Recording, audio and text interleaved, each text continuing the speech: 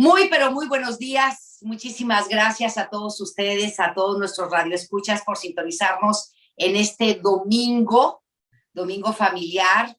Gracias por la preferencia y la sintonía a través de la mejor la 92.5. Un domingo, también tan especial como todos los demás, en donde abordamos diferentes temas. La semana pasada hablamos sobre las mujeres, la realidad de las mujeres en nuestro país, en el estado de Nuevo León. Acabamos de vivir el 8 de marzo en toda la República Mexicana. Desde el año 2020, las mujeres dejaron de callarse. Las mujeres empezaron a manifestarse, a alzar la voz por la desigualdad, por la discriminación, por la violencia, por las desaparecidas en toda la República Mexicana, y cada vez son más mujeres las que levantan la voz, las que se unen en estas manifestaciones a lo largo y a lo ancho de la República Mexicana, algunas de ellas con actos de muchísimo coraje, de mucho rencor, con actos de violencia y daños en patrimonios públicos, daños físicos. Me refiero al patrimonio en algunos de los estados, en la Ciudad de México, aquí en el estado de Nuevo León, pero hay que escucharlas para entenderlas, porque no es fácil lo que hemos vivido en el país, lo que se está viviendo actualmente en el país y aquí en el estado de Nuevo León también. Y el día de hoy se ha denominado retos como Rompiendo el Silencio, mujeres sobrevivientes que alzan la voz. Mujeres que han sobrevivido a la violencia, mujeres que han sido víctimas de la violencia, que son madres y que siguen luchando por saber dónde están sus hijas, dónde están sus hijos, y expertas también en la materia. Para el día de hoy, pues hemos invitado a Fabiola Naranjo. Ella nos daba su testimonio de violencia familiar, se encuentra en la Ciudad de México, y agradecemos y saludamos a Fabiola Naranjo por aceptar esta entrevista y estar con nosotros en este programa. Fabiola, gracias y muy buenos días. Gracias a ti, Leti. Buenos días. Muchísimas gracias. También hoy nos acompaña la señora Virginia Buenrostro. Ella nos dará su testimonio de una madre que busca a sus hijos desde el año 2010. Desde hace 13 años, ¿sí? Para ser exactos. A Jocelyn, a Mabel y a David Joan, así como al novio de su hija, José Ángel Mejía Martínez, y a Juan Manuel.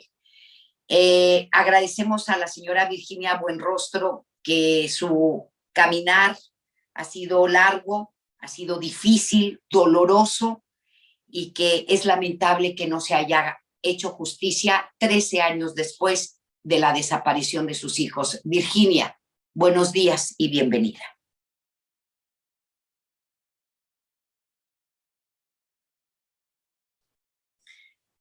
Ay, discúlpame, se me desconectó el micrófono. Muchas gracias, Leti, por esta invitación y por pues lo que más me hace aceptar esta invitación es visibilizar a la problemática que no se acaba. Crece la desaparición de personas. Gracias. Gracias a ti, Virginia. Y también hoy está con nosotros Nirka Alejos. Ella es psicóloga con maestría en criminología en la Universidad Autónoma de Nuevo León, con especialidad en prevención del delito por parte de la Universidad de Ciencias de la Seguridad. Actualmente atiende a pacientes, adolescentes y a personas adultas en consulta privada. Es ponente en temas de perspectiva de género, inclusión, salud mental, prevención de violencia, en los que también se suma a acciones de sensibilización, reflexión, divulgación y activismo. Mi querida Nirka, muchísimas gracias por estar con nosotros y muy buenos días. Gracias por la invitación. Buen día. Gracias. Quiero empezar contigo justamente, Nirka, antes de ir con Virginia y con Fabiola, que tienen también mucho que contar y mucho que decir en este programa. La situación que, lejos de ir mejorando, se va agravando, y a partir de la pandemia del 2020 la situación fue aún más crítica. y no vemos estrategias ni acciones contundentes, y lo digo como periodista y lo decimos como comunicólogos desde este lado, contundentes en torno a esta problemática que crece más, como lo dijo Virginia, y que lejos de avanzar en aras de la pacificación, de una mejor cultura, de que ya no haya desaparecidas y desaparecidos, de que podamos caminar libremente por las calles sin el miedo a ser agredidas, a ser acusadas, a de que nos desaparezcan o nos maten, las cosas se están poniendo peor. ¿Cuál es tu reflexión y cuál es tu opinión acerca de este tema que estamos viviendo las mujeres en México y en el estado de Nuevo León, Mirta?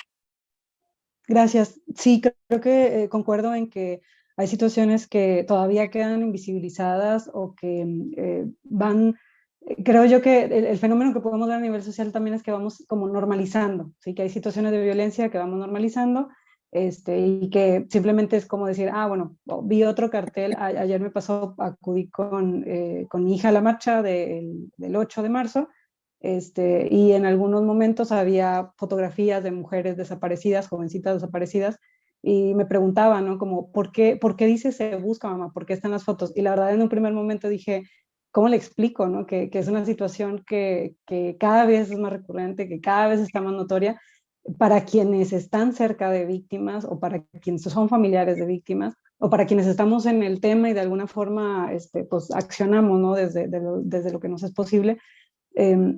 Y ya es el hecho de transmitírselo, y bueno, mi hija tiene 6 años, y que desde esa edad tenga que como ir confrontando de alguna manera esa realidad, pues digo, no lo celebro, no me alegro tener que explicarle un tema tan complejo, pero creo que eso es algo que sí corresponde que hagamos, que como sociedad no dejemos a la normalización, que escuchemos, por ejemplo, ahora, y me parece muy, muy relevante el tener a 2 personas que pueden hablar desde el espacio de lo que genera la violencia, ¿no? No solamente en mi caso como experta, ¿no? Como, pues teniendo el conocimiento, los tecnicismos, porque esa voz que se le da a las personas que lo están viviendo cambia, sí genera un impacto.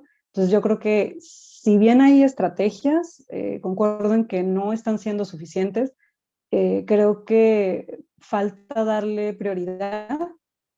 Si me voy un poquito más allá, diría que también faltan recursos, porque tenemos, por ejemplo, la alerta de violencia de género en nuestro estado, y en teoría eso implicaría que haya recursos destinados específicamente para actividades y para prevención en el tema de violencia contra las mujeres, y no se están viendo recursos etiquetados específicamente. Entonces, vaya, hay cosas que faltan hacer.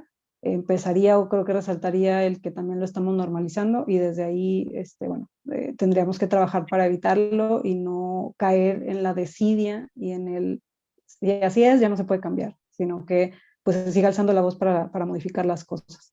Las estrategias no han sido las mejores desde tu punto de vista, también como criminóloga y como especialista en prevención del delito, Mirka.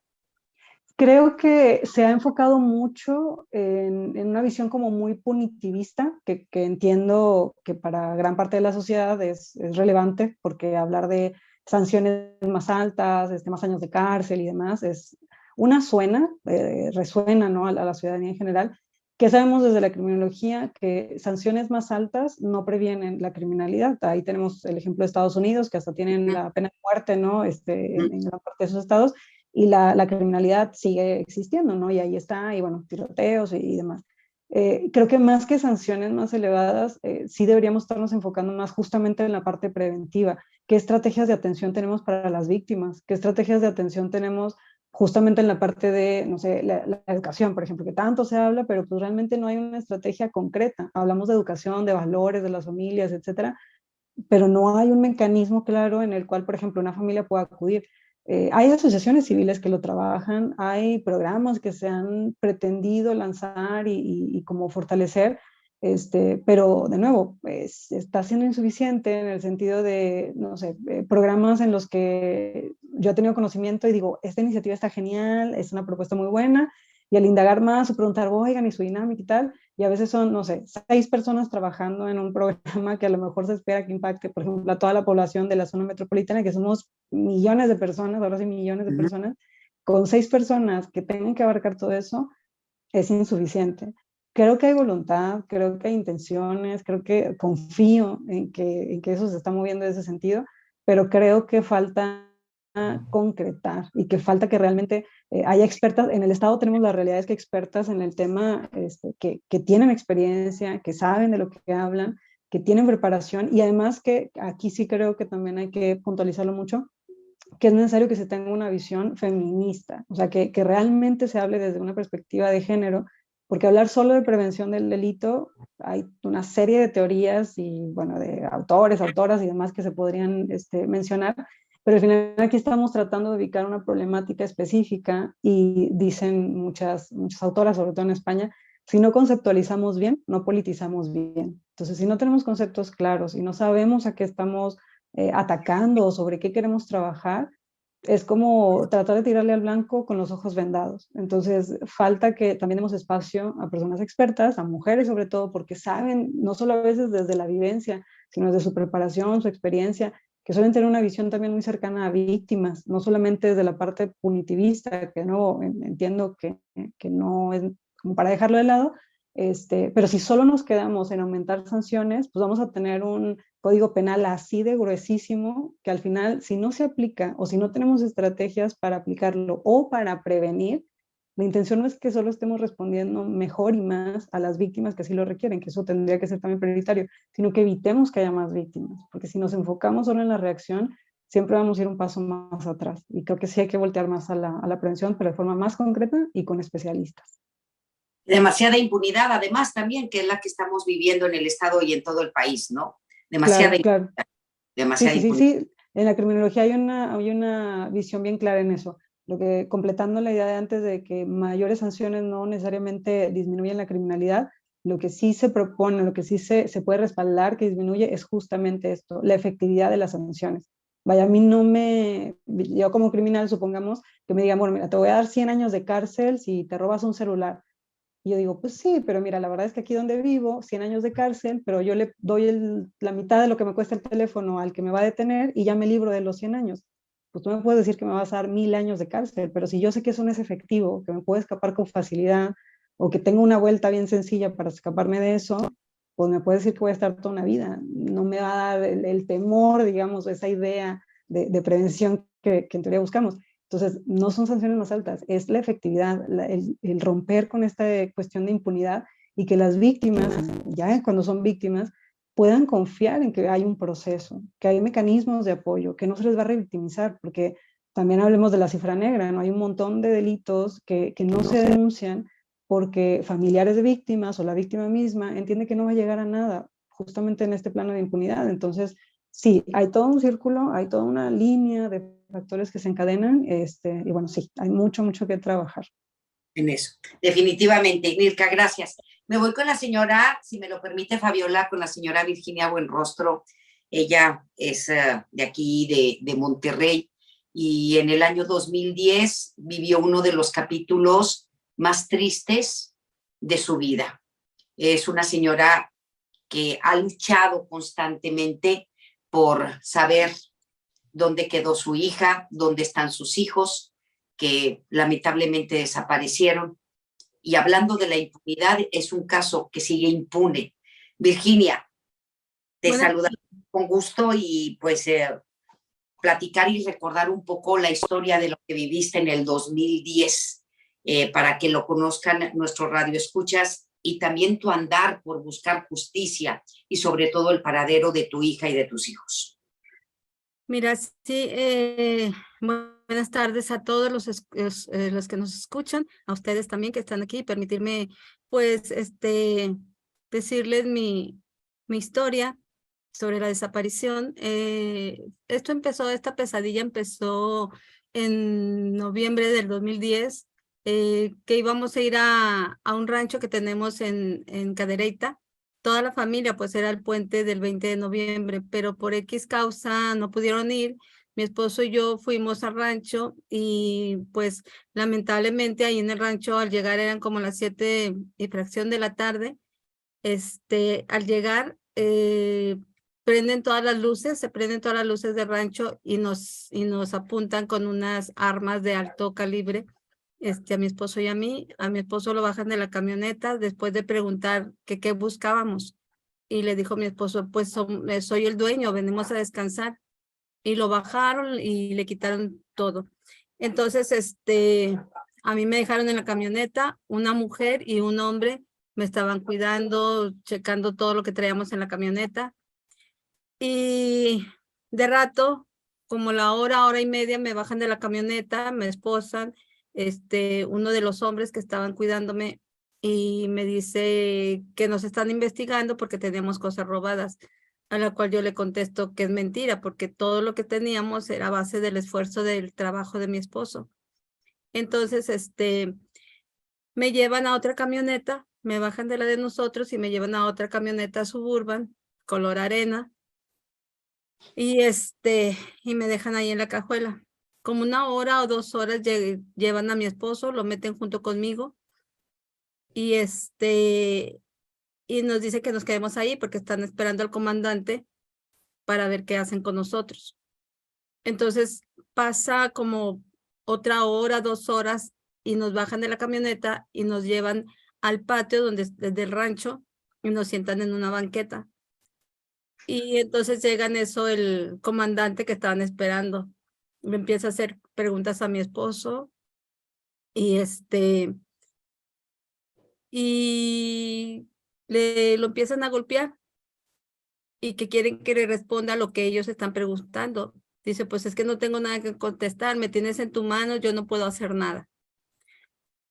Y lo vuelven a golpear y le dicen, déjalo, le dice el comandante al que lo estaba golpeando. Entonces nos llevan dentro del rancho y habían bajado un colchón de las literas que estaban ahí en las recámaras y lo pusieron en la cocina y nos dicen, ahí quédense, ahí siéntense, y duérmanse ahí, ya que dicen que vienen a descansar, pues duérmanse ahí. Pero nos lo dicen con mucha, burlándose de nosotros.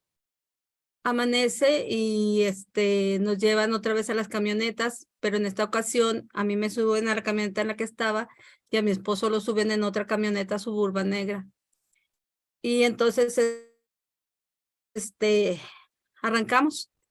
Y entonces mi esposo oyó por la radio porque llevaban radiofrecuencia para ver dónde andaban los soldados y todo eso para protegerse.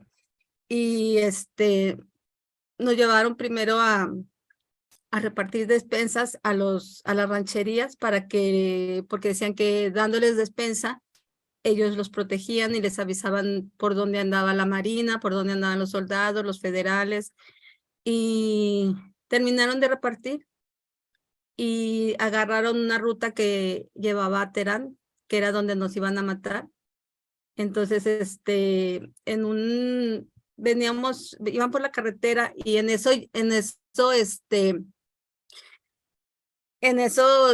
les avisan que van los soldados por esa carretera, que se metan a las brechas.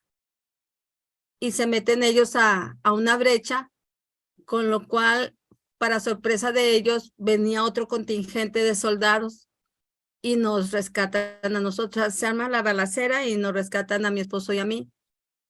No creían que fuéramos secuestrados, decían que tal vez éramos secuestradores y nos hacíamos pasar por secuestrados, a lo cual le dijimos que pues cómo era posible si veían la situación en la que estábamos, cómo estábamos, no habíamos tomado agua, no habíamos comido. Entonces dice, quiero que me preste el teléfono para avisar a mi familia que no venga al rancho porque pues nos secuestraron y lo que está pasando.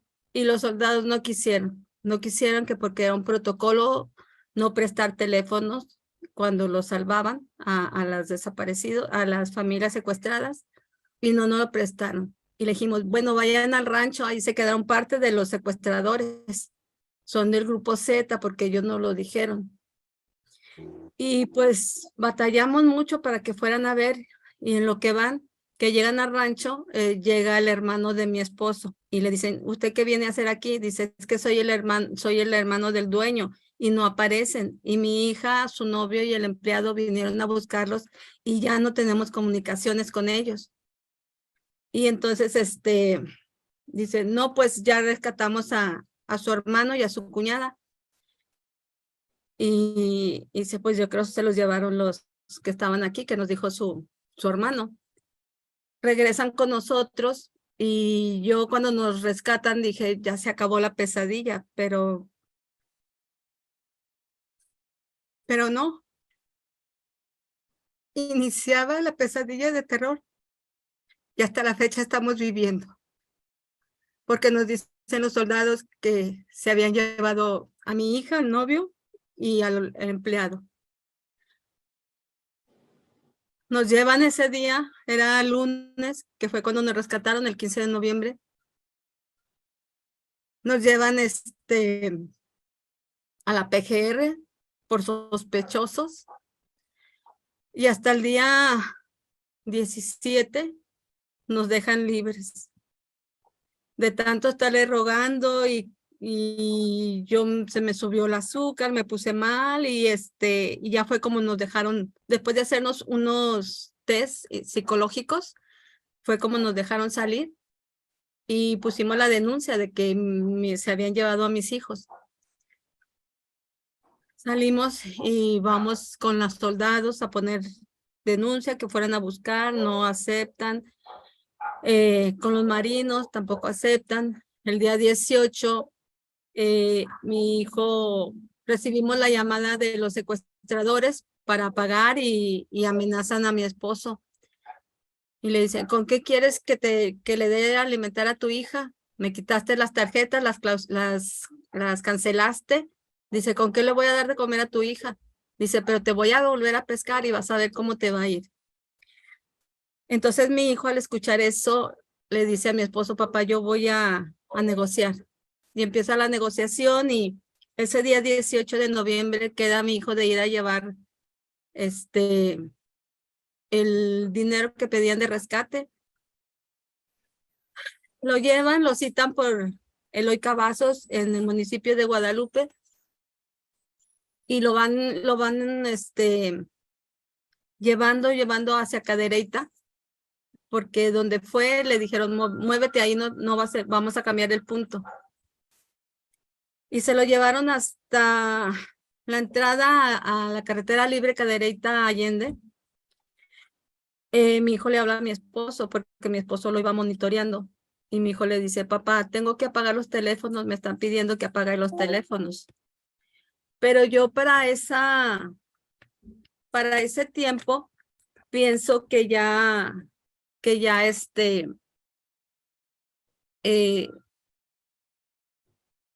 ya se había subido alguien con él y entonces pues se lo llevan. Pero me voy contigo, Fabiola. Fabiola, te agradezco también que estés con nosotros en esta mañana desde la Ciudad de México y que has sido también una mujer víctima de violencia aquí en nuestro país. Por favor, tu testimonio, si eres tan amable, Fabiola. Muchas gracias, Leti. Muchas gracias a todo tu auditorio también por el tiempo, por la confianza, por escucharnos. Yo hace ya 5 años salí de la casa que tenía en pijama con mi hija en brazos. En ese entonces ella tenía 3 años. Salí después de que su papá me golpeara por todo el cuerpo, puñetazos, patadas. Yo viví alrededor de 7, casi 8 años con él, violencia psicológica, social, económica, patrimonial y finalmente fue violencia física. No salí antes por miedo, por pena que iban a pensar de mí, por no saber si iba a poder educar sola a mi hija, porque siempre tuve la idea de tener la familia feliz y me aferraba a la idea de que nosotros pasábamos por una mala etapa hasta que me golpeó. Todo fue a raíz de un problema familiar en donde fallece mi abuelo paterno. Y al momento en el que nos dirigíamos a una reunión para ver qué es lo que pasaba con sus cenizas, él se molestó por la forma en la que yo estaba vestida, playera negra, un blazer gris, jeans y tacones. Él me dijo que yo seguramente iba a ver a alguien más en esa reunión familiar para coquetear. Finalmente no me dejó salir de la casa, me amenazó con quitarme a mi hija Y cuando le dije que ya me iba a quedar en casa sin salir a la reunión familiar, él me dijo que se iba a asegurar de eso. Me di la vuelta y me encerré con mi hija en el cuarto pensando que íbamos a estar seguras y tranquilas hasta que él se relajara, pero la sorpresa fue que él se fue encima de la puerta, era una puerta de madera que me cayó encima. Mi hija lo vio todo y se espantó.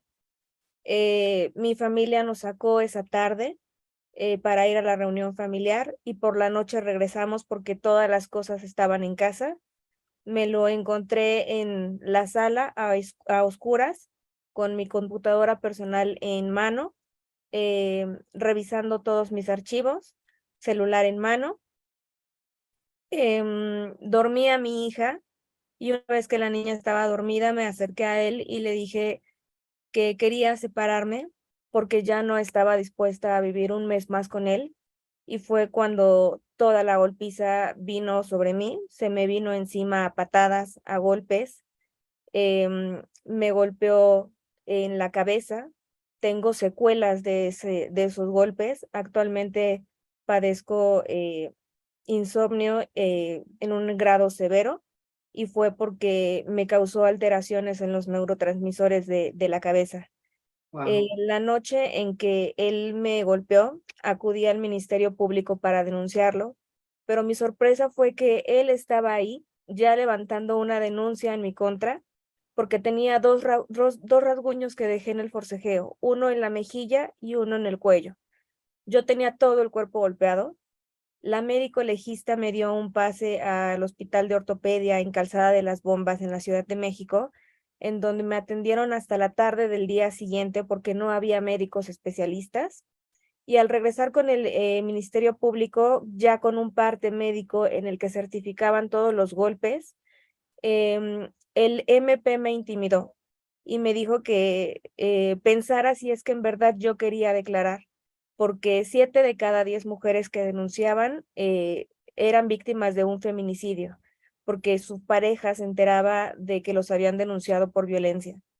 Pues, El MP me dijo que si no era el papá de mi hija, alguien más iba a venir a buscarme, a mí y a la niña, y yo desistí por miedo, pero meses después acudí a la fiscalía acompañada por mi abogada y tenía ya parte médico y aparte fotografías de las puertas rotas, los golpes, los moretones que me habían salido, mensajes, audios de voz en donde pues durante los 8 años que viví con él me gritaba, me intimidaba, se burlaba de mí, eh, me humillaba.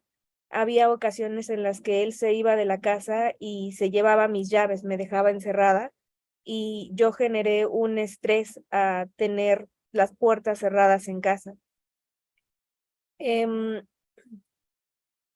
Cuando acudí a denunciar por violencia, solamente así me creyeron con todos los testigos que yo llevaba. Me ingresaron al Centro de Atención de Víctimas de Violencia Intrafamiliar, que es el CAVI, en el búnker de la Ciudad de México. Y ahí pasé toda una mañana, todo un día con trabajadores sociales, en donde me aplicaron peritajes psicológicos para saber si yo decía la verdad. Me llevaron con trabajadoras sociales que también me decían que había sido todo eso mi culpa, que yo lo había permitido. Y finalmente me ofrecieron a mi hija y a mí llevarnos a un refugio, pero me dijeron que solamente iba a salir cuando hubiera una sentencia a la carpeta de investigación. Yo esa denuncia la interpuse en el 2018 y hasta el día de hoy mi carpeta de investigación sigue abierta y si no es que ya está en expediente, porque han cambiado al MP 3 veces, me han pedido ratificar 3 veces si quiero continuar con la investigación y todo está detenido porque no han podido notificar al papá de mi hija. Él se quedó pues con todo, la casa, los muebles, los ahorros de toda mi vida invertidos en esa casa y 2 años después de todo lo que ocurrió se mudó y se llevó todo. No me dejó ni siquiera los muebles ni la cuna de la niña y no ha entregado pensión desde entonces. Solamente entregó pensión 6 meses por una demanda que yo puse para la pensión, pero actualmente él está escondido. En el Ministerio Público han girado órdenes de investigación en la Comisión Nacional Bancaria y de Valores para rastrear cuentas a su nombre, en el IMSS, el ISSSTE, la CFE, el INE, y no hay nada a su nombre, todo lo tiene a nombre de sus familiares.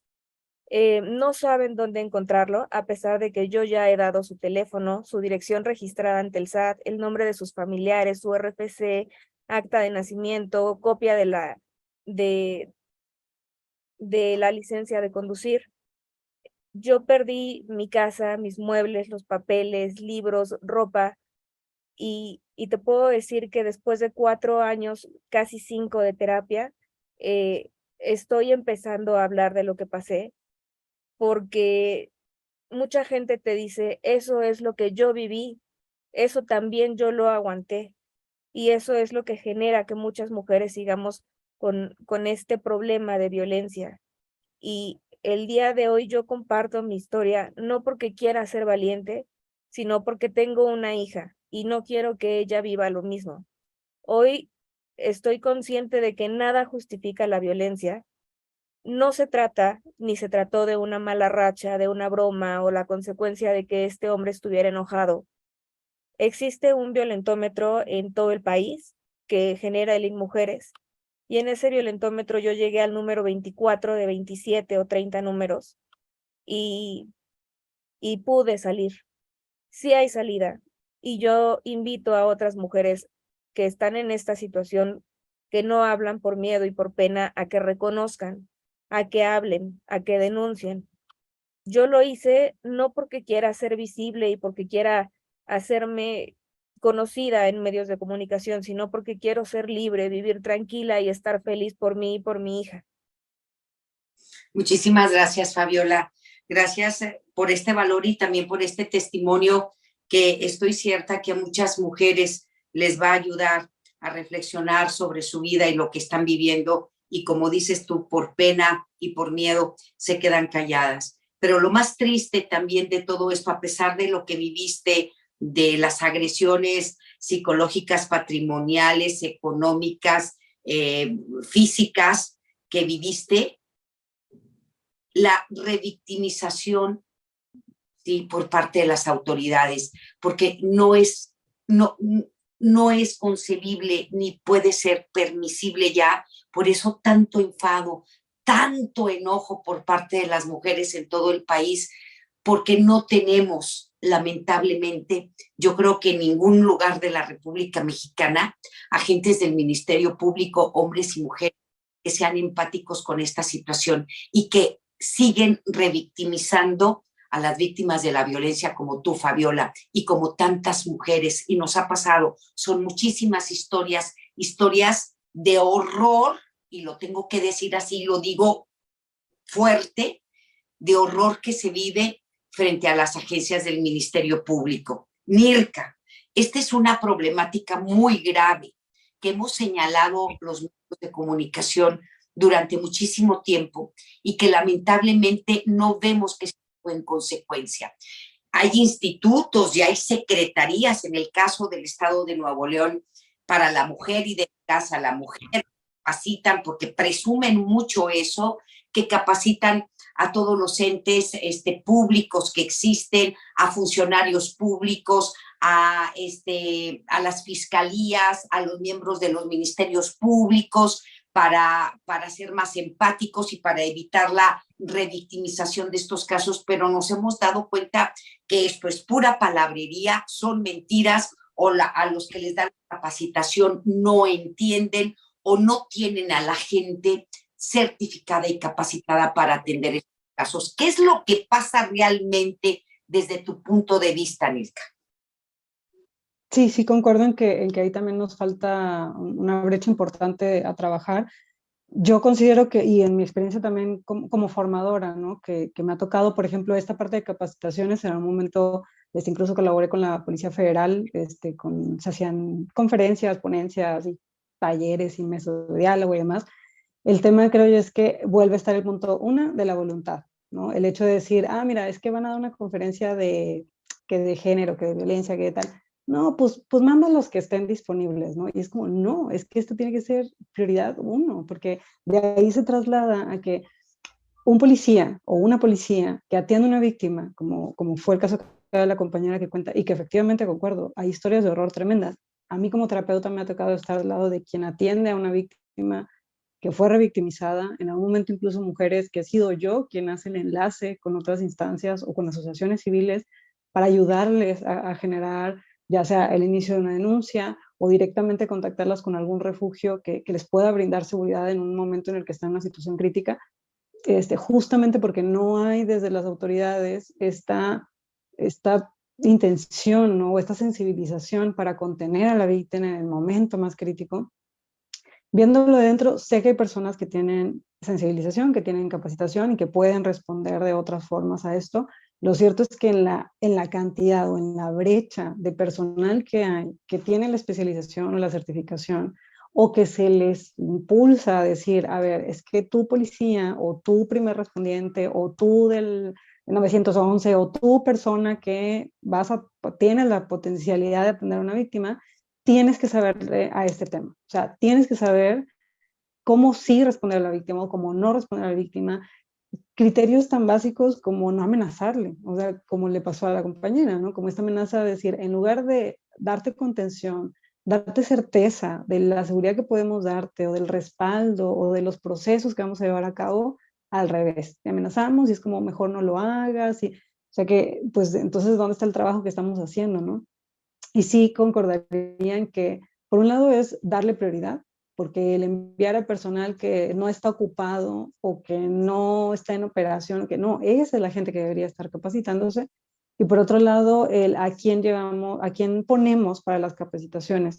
Sé que hay personas que a lo mejor, ahora que está resonando más el tema, pues están tratando de sumarse, de capacitarse, de prepararse para después replicar ese conocimiento y no lo veo mal, pero hay, creo que instancias para cada cosa. Es decir, digo, y yo no hablaría en sí por mí, pero sé, hay compañeras que tienen años, años de experiencia en el tema, que tienen contacto directo con víctimas, que saben de lo que hablan, que han estado ahí, ahora sí que en la primera línea de fuego, y esas personas son las que tendrían que estar ahí en la primera línea capacitando y transmitiendo lo que saben por su experiencia y por su conocimiento, y no a lo mejor personas que recién van iniciando, pero son, no sé, el contacto del conocido, el que resonó, el que está ahí, ¿eh? Porque está bien, digo, que se preparen personas nuevas, pues tenemos que ir pasando la batuta también, no siempre vamos a estar las mismas, pero hay quienes tienen realmente un discurso, una experiencia, un contenido ya muy armado, ya incluso metodologías para trabajarlo, porque ese es otro tema.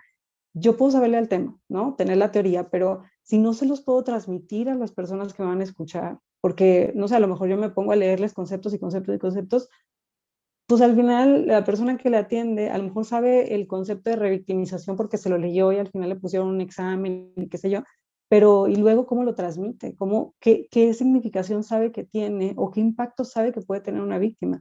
Entonces hasta las dinámicas y el cómo se propone tendría que cuidarse y otra vez, pues sí, nos falta en ese tema recursos, nos falta que se pongan las personas que les saben, porque en el Estado hay personas que les saben mucho el tema, y darle prioridad realmente, darle un espacio, y que sé que hay instituciones que lo trabajan, sé que hay incluso asociaciones civiles y que se hace sinergia.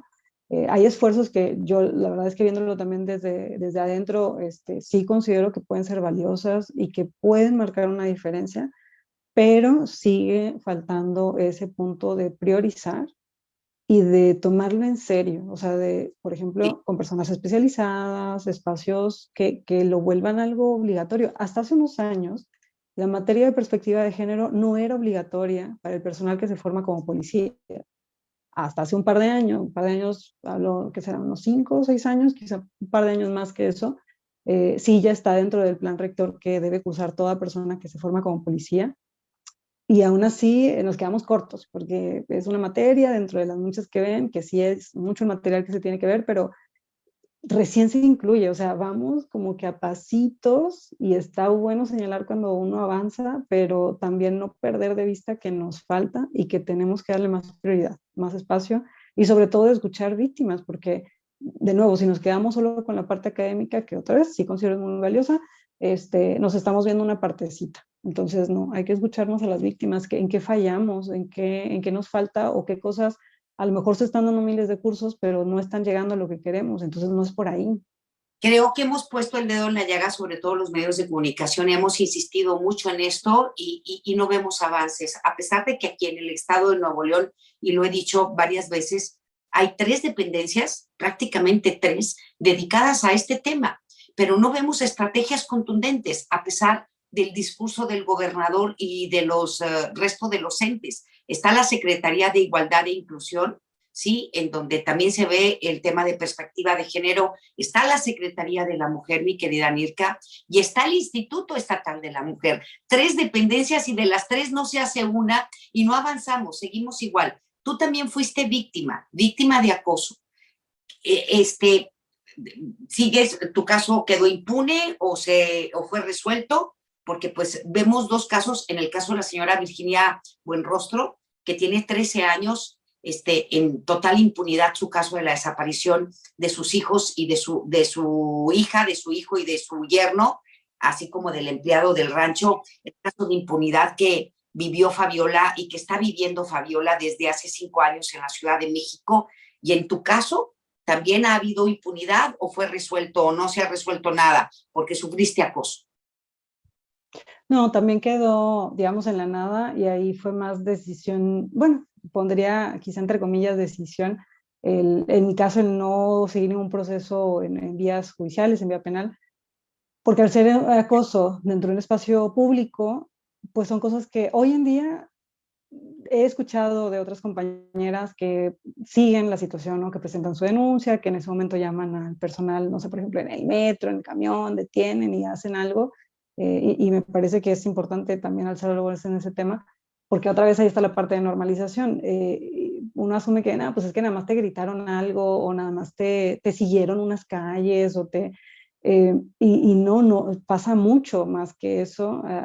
Y hay reportes y hay investigaciones, inclusive, de hecho, mi tesis de posgrado fue justamente en ese tema de acoso en espacios públicos, y se pueden visualizar consecuencias en víctimas que van desde trastornos a nivel de lo que es el trastorno de estrés postraumático, que ya condiciona el bienestar de una persona, cuadros depresivos, cuadros de ansiedad, que cortan también la vida de una persona, cambios en la rutina, cambios en la forma de vestir, cambios en las actividades, o sea, impacta realmente, incluso en términos económicos. Una mujer que vivió situaciones de acoso y que tiene que, o se siente como en esta obligación, digamos, de invertir, entre comillas, en cosas para protegerse, o que tiene que cambiar horarios, o renunciar a su trabajo porque el horario después sale de noche y se expone, ¿verdad? O sea, tiene impactos más allá que el momento.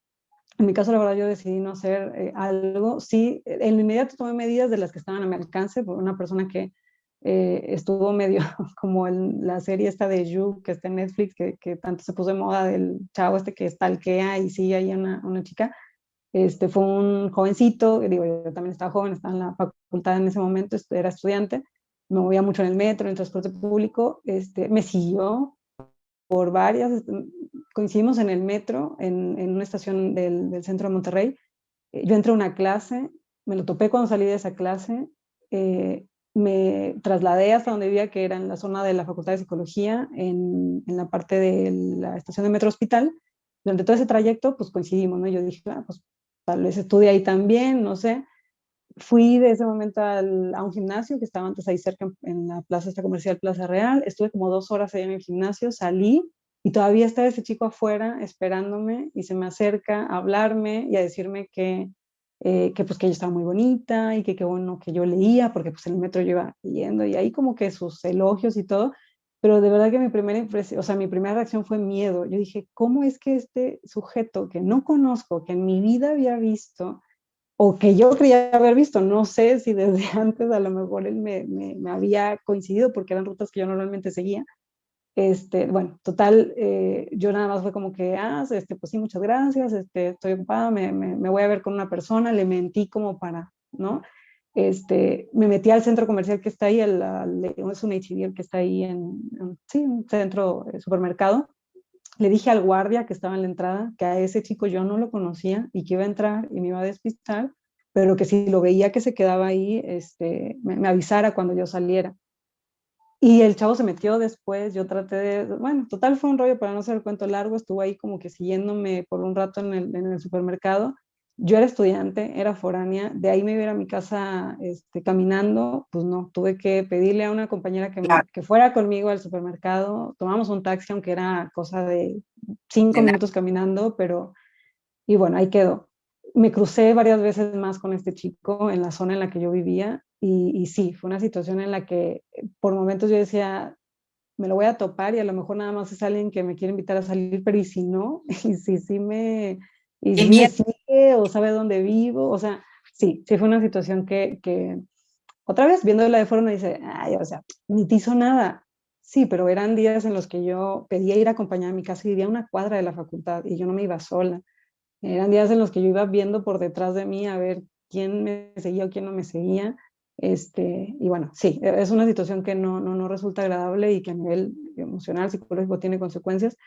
Em, y lo mismo, queda en la nada, porque muchas mujeres en situaciones semejantes asumimos que, ¿qué le voy a ir a decir a un policía? O sea, le voy a decir que este chavo me siguió y lo que me van a... Imagínate, en casos como los de Fabiola, donde la violencia es evidente, donde no hay Claro, chance que alguien pueda pensar que claro. eso es... o sea, y pasa que hay negligencia, y pasa que hay revictimizaciones, y pasa que se queda en la nada. No, pues que si yo voy y le digo que me sentí amenazada, no, pues no, ni se ríen, ¿no? De mí ahí enfrente. Entonces, no, yo asumí que no iba a pasar nada y no accioné de esa manera, accioné de otras formas, con amigas, con compañeras, cambiando mis horarios, cambiando mi forma de vestir, cambiando mis rutinas, dejé de ir al curso al que iba al centro porque la verdad temía el cruzarme y el cómo me había ubicado desde allá. Bueno, modificó muchas cosas. Y a partir de eso fue que me metí a estos temas de prevención, a la Ya, parte de violencia de género y demás. ya. Entonces yo traté de convertirlo desde ese otro lado porque sí, es algo que desde hace tiempo se vive, que hoy a lo mejor resalta la marcha, como bien dijiste hace un momento, está ya hartazgo que hay en muchas mujeres, está dando pie a que se exija de otra forma, que podemos o no estar de acuerdo, pero lo cierto es que en los resultados estamos viendo que falta. Y bueno, ahí está la respuesta de muchas Muy bien. jóvenes, sobre todo, que se movilizan. Voy con la señora Virginia Buenrostro, que espero que esté con nosotros todavía. Ya para concluir, señora Virginia, 13 años de impunidad y de un largo camino para saber en dónde están sus hijos, su yerno y ese empleado que trabajaba desaparecieron desde el año 2010. Así es, y una disculpa nuevamente por el detalle que me pasó. Así es, ya cuando pues se llevaron a mi hijo que fue a pagar el rescate, en el 11 llegó la caravana por justicia, paz y justicia para México con el poeta Sicilia. Entonces ahí se congregaron muchas familias. Yo pensaba que nada más a mí me pasaba esa situación, pero al ver que la plaza Colegio Civil estaba llena de familias con la misma problemática, al día siguiente fuimos a Cadac con la hermana Consuelo. Ahí ellas habían obtenido la empatía de la fiscalía de ese entonces, que era con el licenciado Adrián, y empezamos a trabajar con la Procuraduría, que puso varios agencias, mesas de trabajo, 5 mesas de trabajo, y empezamos a trabajar con ellos. Y pues muchos, no sabían ni qué, porque no se conocía la desaparición forzada aquí en Nuevo León, y en México no se conocía, no había Figura. sí, no había esa ley de desaparición forzada. Entonces, ya nosotros, las familias congregadas ahí en Cadac, el Grupo Amores, metimos una iniciativa para hacer ley la desaparición forzada, la cual se nos otorgó en el año de 2012. Certificó la ley de desaparición forzada en el Código Penal de Nuevo León. Entonces fue cuando se empezó, fuimos el primer estado en que tuvo ese esa ley. Muy bien. Y en el 2019 se hizo un plan estratégico también aquí en Nuevo León en materia de desaparición, el cual se estuvo capacitando a los policías estatales y municipales precisamente por eso, ese problemático que decía la licenciada y decía la Fabiola, de que no saben cómo actuar los policías, y como la policía municipal es la que recibe la primera denuncia tanto en feminicidio, en desapariciones, pues en todos los ámbitos de que se violan las leyes, son las primeras que se hacen la denuncia. No tienen ellos no sabían también cómo actuar, entonces se les preparó en derechos humanos y otras materias más para precisamente saber qué qué hacer para ayudar a las personas que en su momento ponen las denuncias de violencia familiar, de género, etcétera. Entonces, también cabe decir de que pues las fiscalías en el 2010, 2011, no estaban preparadas y no nos podían, no nos recibían inclusive las denuncias, igual que a Fabiola, que las amenazaban, y aún a la fecha siguen amenazando en algunas fiscalías de que no pongas la denuncia porque te va a pasar lo mismo o te van a llevar otro hijo. Entonces, hay en Nuevo León y en todo México hay mucha impunidad. El año pasado que vino la ONU a visitar México y a recabar evidencias y pláticas de las familiares, él dijo, México, la desaparición en México es un paradigma, es un delito perfecto, es un crimen perfecto, porque paradigma, pues como ustedes saben, es de que siguen el mismo patrón y que es la impunidad. Y entonces, todos los presidentes, y pues ahora también lo vemos con Samuel, hay mucha impunidad. No han hecho nada por resolver esa crisis de impunidad. Ahora el presidente López Obrador no ha hecho nada, él se la pasa hablando del pasado, pero no ha hecho algo actualizado para terminar con esta crisis de impunidad. Entonces, nosotros, tristemente, por lo que nos pasó, todas las familias de desaparecidos, tuvimos que volvernos detectives, psicólogos, pues de todas las materias tuvimos que empezar a estudiar, porque pues la fiscalía no busca bien, no investiga bien, y más ahora con ese problema de la fiscalía que tiene, que es autónoma y no quiere compartir sus informes con la Comisión Local de Búsqueda, que es la encargada junto con Fiscalía de buscar e investigar para encontrar a los desaparecidos. Pero la Fiscalía tiene un ego de que como es autónoma, ahora no puede recibir órdenes de la comisión o de otras instancias para que ella proceda a ayudar. Entonces, y está muy mal. Y como aquí en Nuevo León no tenemos fiscal, que dijo el subsecretario, no es importante tener un fiscal. Y está en un error, porque la fiscalía se necesita. Porque si la comisión local encuentra una casa de seguridad, no puede entrar a catear. ¿Por qué? Porque no tiene la orden, el permiso de la fiscalía que se necesita para que ellos puedan entrar a esa casa de seguridad. Entonces, el gobernador está actuando muy mal. Está actuando muy mal porque le ha dado preferencia a otros casos que son importantes, pero a la comisión de búsqueda le ha dado muy poco dinero. A cambio, para hacer un estadio, ¿cuánto dio? 50,000. Entonces, y a la fiscalía, a la comisión, 20, 30. Y se necesita mucho el dinero porque también hace falta personal.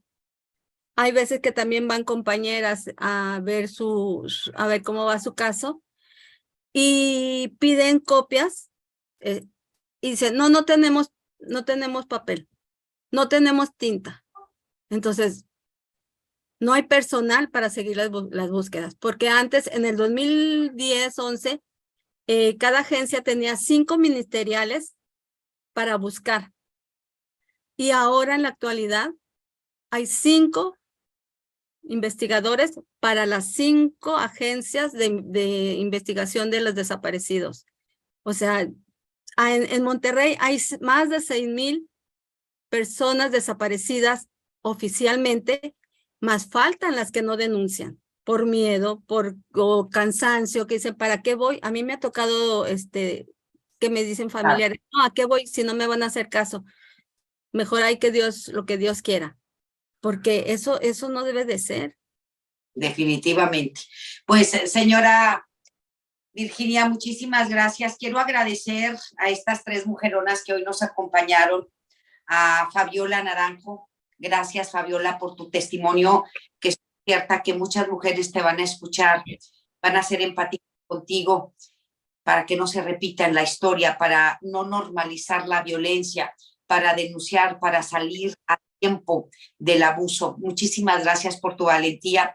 También gracias a la señora Buenrostro por habernos acompañado y dar su testimonio, a Anirka Alejo, psicóloga y máster en criminología por la Universidad Autónoma de Nuevo León. A las 3, muchísimas gracias. Y yo solamente quiero terminar para que quede claro y para que entiendan las autoridades que siguen justificando o se siguen justificando y que siguen minimizando las marchas, por ejemplo, la que tuvimos el 8 de marzo, ¿verdad? Justamente estas son las voces del hartazgo, de la impunidad en las que vivimos y en la que seguimos viviendo en nuestro país, ¿sí?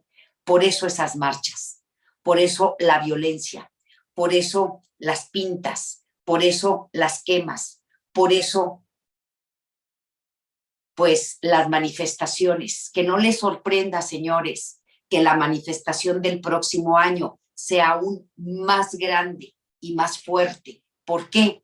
Porque no han actuado, porque no han trabajado, porque todo es simulación, porque todo es por encimita. El hartazgo se ha manifestado y se va a seguir manifestando cada 8 de marzo. Y cada vez va a haber más mujeres y más voces que van a alzar la voz. Hombres y mujeres, víctimas de violencia, víctimas de discriminación, víctimas de desaparición. Ya basta, tanta impunidad. Por eso está pasando en nuestro país lo que está pasando y que no les sorprenda, ni lo minimicen tampoco con discursos políticos y demagogos que no nos ayudan en nada. Señoras, muchísimas gracias y que tengan muy buenos días. Gracias, señora Virginia. Leti, ¿podría decir algo al final? A ustedes. Sí, dime, adelante. Bueno, mire, yo creo que no tenemos que esperarnos al próximo año. Hay que seguir todos los días exigiendo al gobierno, porque es un caos que no nos deja vivir. Las familias, día a día vivimos dolores, el dolor de no saber dónde están nuestros hijos, y aparte de que también, de que sí hay que protestar, pero con respeto, porque si las familias queremos respeto, tenemos que respetar, no tenemos por qué estar vandalizando, sino hay que buscar acciones que hagan encontrar una ley que se respete, hacer nosotros, las familias y toda la sociedad, hacer que las leyes se respeten. No ganamos nada con vandalizar. Bueno, al menos nosotros, el Grupo Amores, así nos manejamos. Estamos de acuerdo. Con respeto y buscar soluciones, no nada más ir a gritar o esto, sino buscar soluciones y que la cumpla el gobierno. Muchas gracias, Leti. Gracias a ustedes, Fabiola, por los abrazos, y también a la licenciada el abrazo también por todo lo que han vivido, que es terrible, igual que lo que estamos viviendo los desaparecidos. Gracias. Gracias, señora Buenrostro. Gracias, Fabiola, que tengas buen día. Gracias, Leti. Por favor, hablen, denuncien, no están solas y habemos quienes sí les creemos. Muchísimas gracias, Fabiola. Dios te bendice. Gracias, Nirka. Gracias por el espacio también y esperemos que sí nos pongamos la pila a sociedad, asociaciones civiles, gobierno y que realmente podamos hacer una sinergia para mejorar y que sea efectivo el cambio. Muy bien, muchísimas gracias. Gracias. Y también gracias a todos ustedes por habernos acompañado en esta mañana.